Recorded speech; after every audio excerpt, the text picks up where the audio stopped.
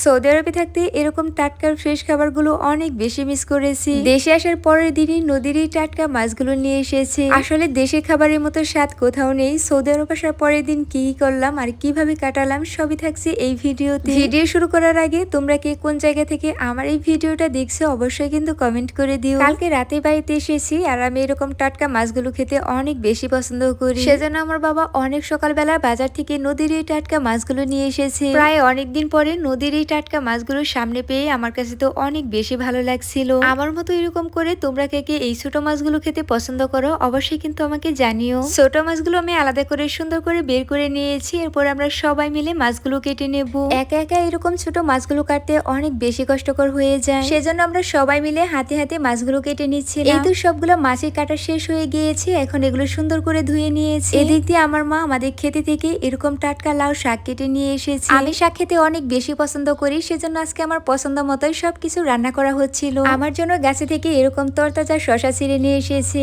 আসলে গ্রামের খাবারের মধ্যে শান্তি অন্যরকম, এরকম স্বাদ কোথাও পাওয়া যায় না। তো আমি লাউ শাকগুলো সুন্দর করে কেটে বেছে নিচ্ছিলাম। লাউ পাতাগুলো দেখো কতটা সুন্দর আর ফ্রেশ লাগছিল। এগুলো খেতেও কিন্তু অনেক বেশি মজা লাগবে। সৌদি আরবে থাকতে এরকম টাটকা ফ্রেশ খাবারগুলো অনেক বেশি মিস করেছি। লাউ শাকগুলো আমি সুন্দর করে কেটে ধুয়ে দিয়েছি। এদিক দিয়ে আমার মা রান্নাটাও বসিয়ে দিয়েছে। আজকে প্রায় 2 মাস পরে আমার মায়ের হাতে রান্না খেতে যাচ্ছি। আমার মা কখনো আমাকে রান্না করতে দিত না, তবে আমি রান্না করার সময় এভাবে করেই পাশে বসে থাকতাম। আর এভাবে পাশে বসে দেখতে দেখতে আমি রান্নাটাও শিখে গিয়েছি। তবে আমার মায়ের হাতের মতো অতটা বেশি মজা হয় না। আমার মা অনেক মজা করে সব কিছুই রান্না করে। আসলে পৃথিবীর সব মায়েদের হাতেই তাদের রান্নাটা অনেক বেশি মজা লাগে। তো এদিক দিয়ে ছোট মাছগুলোর মধ্যে লবণ হলুদ মাখিয়ে সুন্দর করে ভেজে নিয়েছে। এরপরে পেঁয়াজ মরিচ দিয়ে সুন্দর করে মশলাগুলো কষিয়ে নিয়েছে। তারপরে সবজিগুলো দিয়ে দিয়েছি। সকাল থেকে আমার বাবা আমাদের খেতে কাঁচামরিচ উঠানো শুরু করে দিয়েছে। আর সেজন্য আমার মা খুবই তাড়াতাড়ি করে সবকিছুই রান্না বান্না শেষ করছিল। তো রান্না বান্না শেষ করার পরে আমরা সবাই মিলে খেতে গিয়েছিলাম এই কাঁচামরিচ গুলো ওঠানোর জন্য। যেহেতু আজকে হাটের দিন, সেজন্য সকাল থেকে এই কাঁচামরিচ গুলো ওঠানো শুরু করে দিয়েছে। আমাদের বাড়ির সাথেই ছোট্ট একটা ক্ষেত,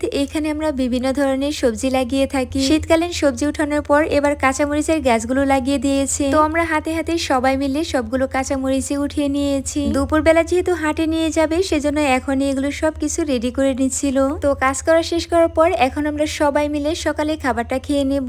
গ্রামের এই জিনিসটা আমার কাছে অনেক বেশি ভালো লাগে। সবাই মিলে একসাথে মেঝেতে বসে খাওয়ার মজাটাই অন্যরকম। তো ফার্স্টে আমি আমার পছন্দের লাউ শাকগুলো দিয়ে ভাতগুলো খেয়ে নিচ্ছিলাম। অনেকদিন পরে এরকম ফ্রেশ খাবার খেতেও অনেক বেশি মজা লাগছিল। সব ধরনের শাক খেতে আমি অনেক বেশি পছন্দ করি, তবে আমার কাছে এরকম টাটকা শাকগুলোই সবচাইতে বেশি ভালো লাগে। এরপরে সবজি আর ছোট মাছের ঝোলগুলো দিয়েই ভাতগুলো খেয়ে নিলাম। তো আজকের ভিডিওটি এই পর্যন্তই। দেখা হয়ে যাবে অন্য কোনো ভিডিওতে। সবাইকে আল্লাহ হাফেজ।